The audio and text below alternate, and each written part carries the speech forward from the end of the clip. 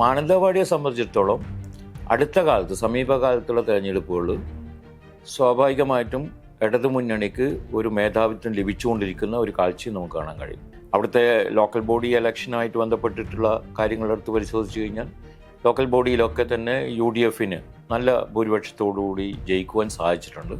എങ്കിലും മാനന്തവാടി 2011 ആണ് ആ രൂപത്തിൽ മാനന്തവാടി എന്ന മണ്ഡലം അറിയപ്പെടുന്നത്. 2011 PK ജയലക്ഷ്മിയാണ് അവിടെ വിജയിച്ചത്. PK ജയലക്ഷ്മി 2011 ജയിക്കുന്നു UDFൻ്റെ കാൻഡിഡേറ്റായിട്ട്, കോൺഗ്രസിൻ്റെ കാൻഡിഡേറ്റായിട്ട്. 2016 ഇപ്പോഴത്തെ കേരളത്തിലെ മന്ത്രിസഭയിലെ മന്ത്രി കൂടിയായ OR കേളു അവിടെ 2016 ജയിക്കുകയാണ്, PK ജയലക്ഷ്മിയെ തോൽപ്പിച്ചുകൊണ്ട് തന്നെ. പക്ഷേ 2021 എത്തുമ്പോൾ കേളു തന്നെ വിജയിക്കുന്നു മാത്രമല്ല ഭൂരിപക്ഷം വർദ്ധിപ്പിക്കുന്നു. ഇപ്പോൾ സ്വാഭാവികമായിട്ടും ഒരു ജനപ്രതിനിധിക്ക് മണ്ഡലത്തിൽ കൂടുതൽ ഇൻഫ്ലുവൻസ് കിട്ടിക്കൊണ്ടിരിക്കുന്നു എന്നുള്ളതിന് ഒരു തെളിവാണ് ഈ 2021 എത്തുമ്പോഴുള്ള ഭൂരിപക്ഷത്തിൻ്റെ വർധനവ്.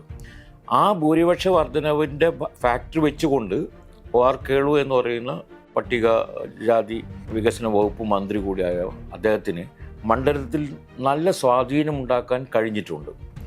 ആ സ്വാധീനത്തിൻ്റെ അടിസ്ഥാനത്തിലും പ്രത്യേകിച്ചും കേരളത്തിലെ സർക്കാർ മേഖലയിൽ നടപ്പിലാക്കിയുള്ള ഒട്ടനവധി വികസന പ്രവർത്തനങ്ങളും പ്രത്യേകിച്ചും ആദിവാസി മേഖലയിലൊക്കെ നടത്തിയുള്ള പ്രവർത്തനങ്ങൾ, വയനാട്ടിലെ മെഡിക്കൽ കോളേജുമായി ബന്ധപ്പെട്ട പ്രവർത്തനങ്ങൾ, ഇത്തരം പ്രവർത്തനങ്ങളുടെ ഭാഗമായി കിട്ടുന്ന ഒരു അഡ്വാൻറ്റേജ്, സർക്കാരിന് കിട്ടുന്ന അഡ്വാൻറ്റേജും OR കേളു എന്ന് പറയുന്ന ഒരു ജനപ്രതിനിധിക്ക് മണ്ഡലത്തിലുണ്ടാക്കാൻ സ്വാധീനവും സ്വാഭാവികമായും മാനന്തവാടി മണ്ഡലം ഐക്യമുന്നണിക്ക് തിരികെ പോകാൻ, ഐക്യമുന്നണിക്ക് നേരത്തെ ലഭിച്ച പോലെ തിരികെ പോകാൻ സാധ്യത കുറവാണ് എന്നാണ് വിലയിരുത്താൻ സാധിക്കുക.